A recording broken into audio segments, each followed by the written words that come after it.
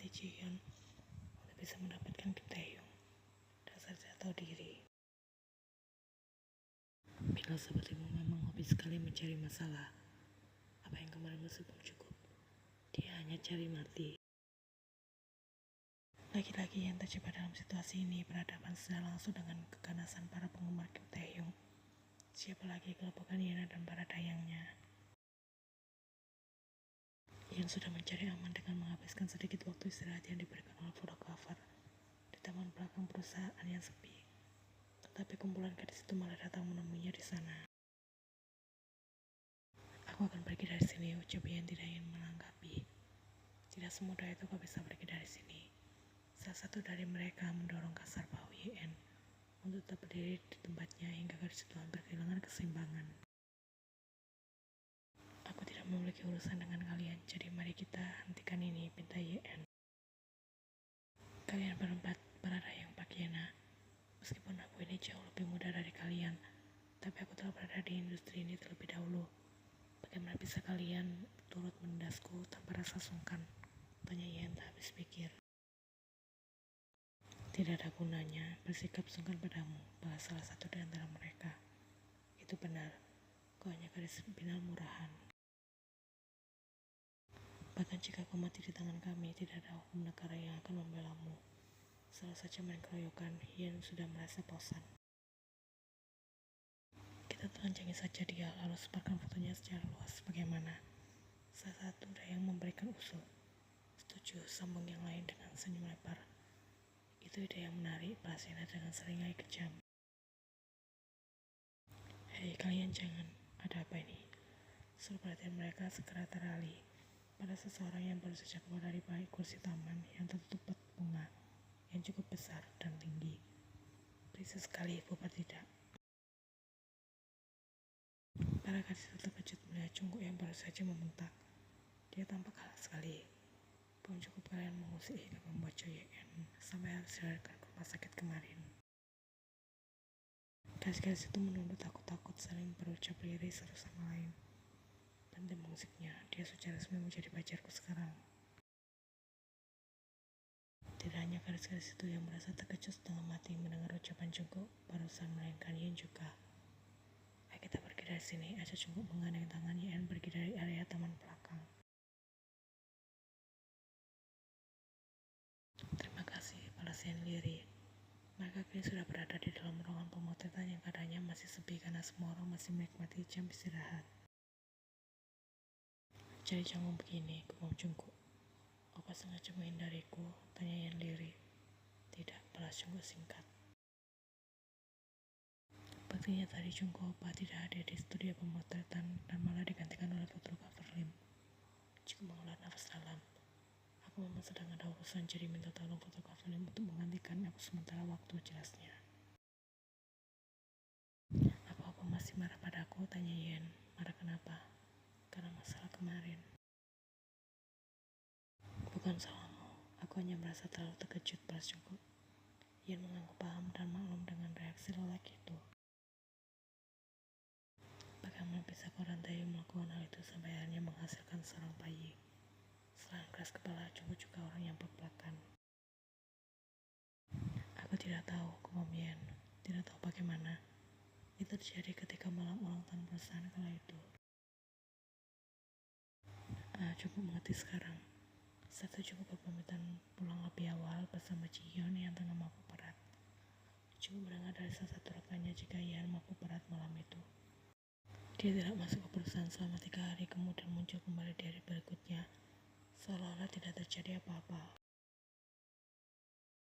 Tapi memang saja saat itu, Yen terlihat lebih murung dari biasanya, bahkan terkadang kebanyakan melamun dan menyendiri. Aku menyukaimu, Yen tersenyum tipis mendengar pengakuan Jungkook. Sudah aku nantikan dari dulu dan kau baru mengungkapinya sekarang. Tengah beres itu, Jungkook membalas dengan senyum cerah. Jadi kau juga menyukaiku. Apa gunanya menutupinya sekarang ini, lagi pula semuanya sudah terlambat. Kim Taehyung juga pernah mengatakan jika kau akan menolak bekasnya, balas Yen. Coba kau buka hati beritamu untuk Jihyun, sebenarnya dia menyukaimu, lanjut ke di situ. Kepengecualian Yana. Dayan mengenyit heran mengerut ucapan Jungkook. Aku akan menunggu perceraian kalian, ucap lagi itu tak menyerah. Yan pulang dari perusahaan bersama Jungkook lantaran Jihyun yang sudah berjanji pulang bersamanya, tapi malah meninggalkannya begitu saja.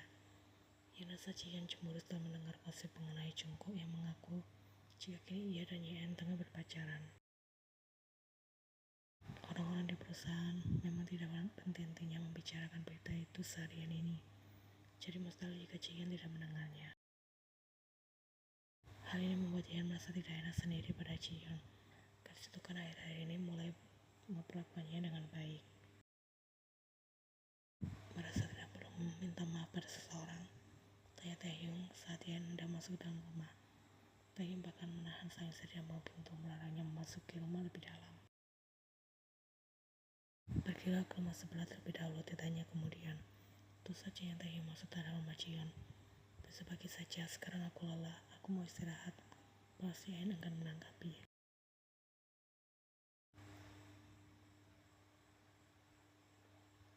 Ulangnya dengan nada yang sama. Jangan masuk rumah kalau begitu, menggelandang saja di luar sana. Ucap Taehyung sudah tak bisa menahan rasa kesalnya. Jangan mencoba menguji kesabaranku, atau aku akan mengadu pada Arin Uni. Minggir tidak, sentak Yeon. Yeon menjadi sangat terkejut ketika Taehyung mendorong kasar bahunya saat ia mencoba menerobos masuk. Tenaga besar lagi itu sudah pasti bisa membuat Yeon jatuh tersungkur jika saja gadis sudah pandai menjaga keseimbangan diri. Yang aku lakukan itu bukan apa-apa, tapi wajahmu sudah kelihatan sangat syok. Taehyung tersenyum mengejek. Aku bahkan sudah merencanakan melemparmu dari lantai 3 dan mendarat tepat di kolam renang lantai dasar. Bagaimana? Apa kau benar-benar ingin mencobanya? Melihat raut wajah Taehyung saat ini membuat Yeon merasa jika ia tengah berhadapan dengan seorang psikopat. Gadis itu berjalan mundur beberapa langkah kemudian berbalik pergi meninggalkan kediaman Kim. Rumah sewanya yang sederhananya jauh lebih baik daripada kediaman Kim yang mewah namun sudah mirip seperti sebuah neraka. Kenapa aku kembali ke sini lagi? Lebih baik tinggal di kediaman Kim kan? Kau tidak akan merasa repot karena di sana ada para pekerja yang bisa melayanimu daripada di sini apa-apa harus kulakukan sendiri. Amal Jihyun saat ia hendak mengantar Yeon untuk berangkat ke sekolah keesokan harinya. Apa jangan-jangan Taehyung membuat merasa tidak nyaman ya? Tepatnya tepat sasaran.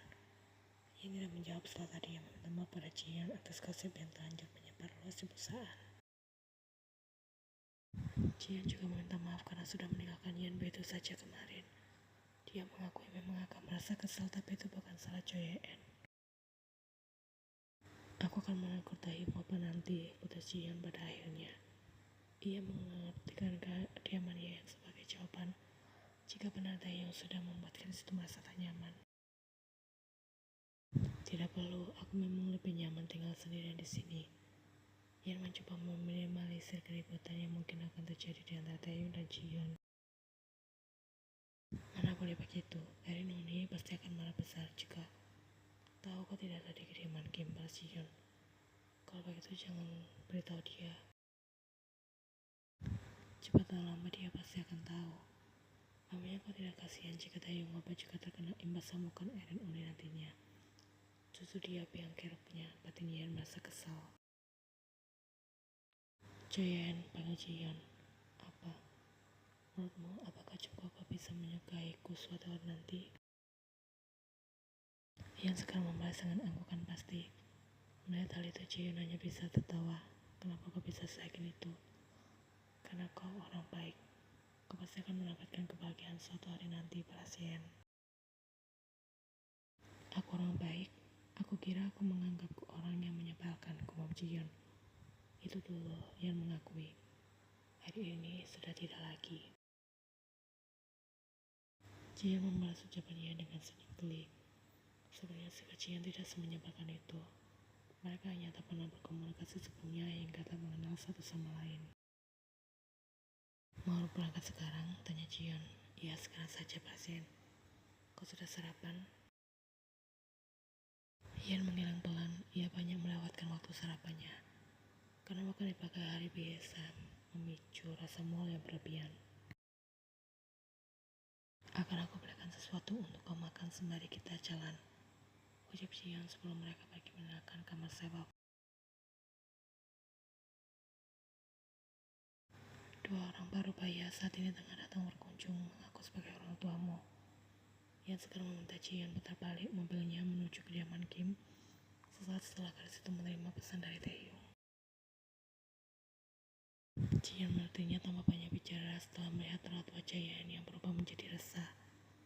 Ian bisa menemukan ibu dan ayahnya berada di ruang tamu kediaman Kim.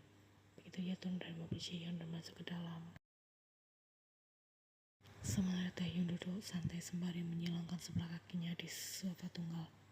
Seperti biasa kayaknya benar-benar angkuh. Apa yang ayah dan ibu lakukan di sini? Serbu Ian begitu ia berjalan mendekat. Tentu saja datang mengunjungi putri bungsu kami yang telah menikah, balas saya Yen. Aku kira kakak iparmu berbohong saat mengatakan dia bisa merawatmu dengan baik, bahkan membiayai kuliahmu kelak.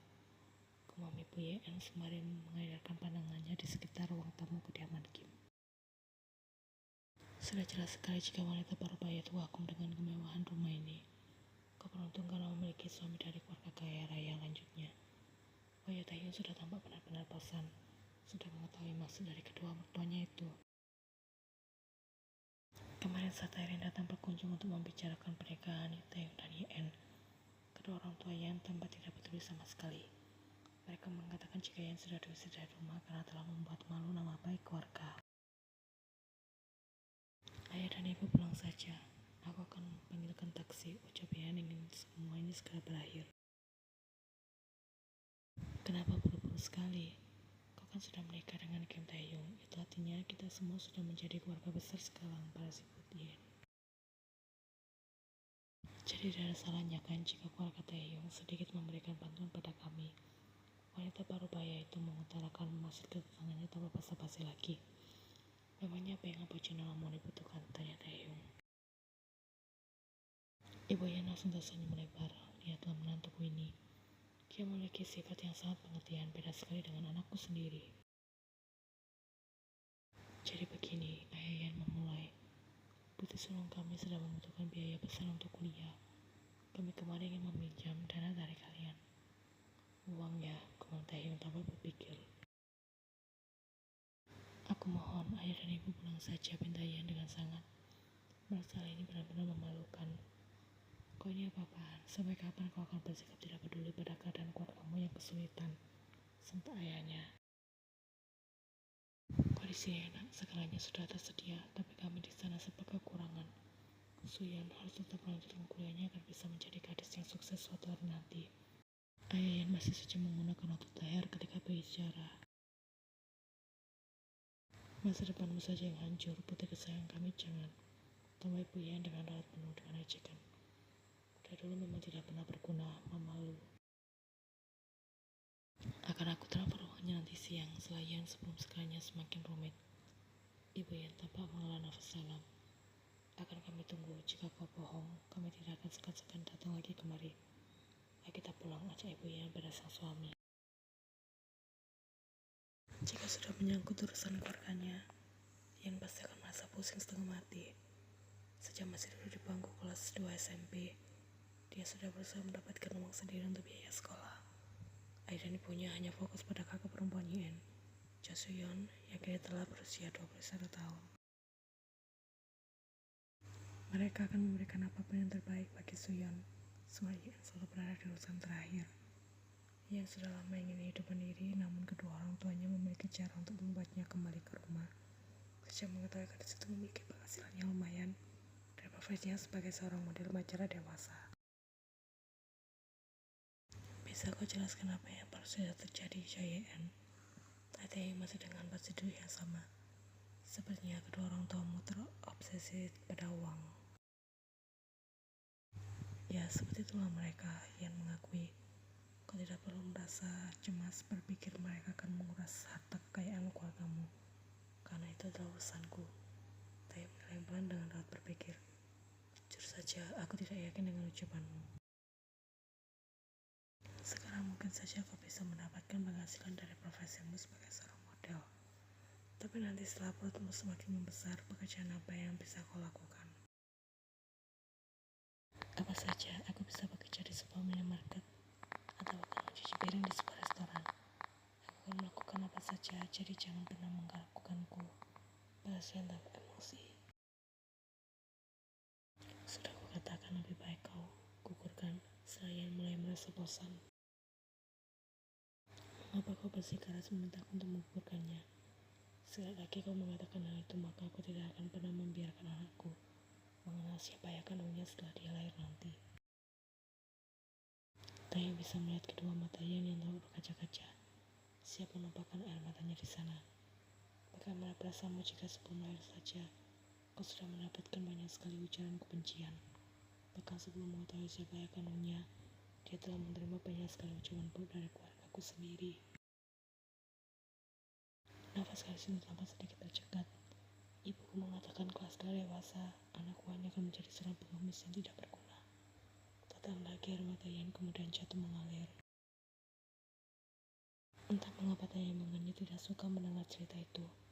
Rahang lelaki itu mengeras hingga nyaris menimbulkan bunyi gemetuk dari suara gigi yang beradu menahan kemarahan. Tidak ada sejarahnya keturunan keluarga Kim menjadi seorang pengemis. Seperti yang tak terima.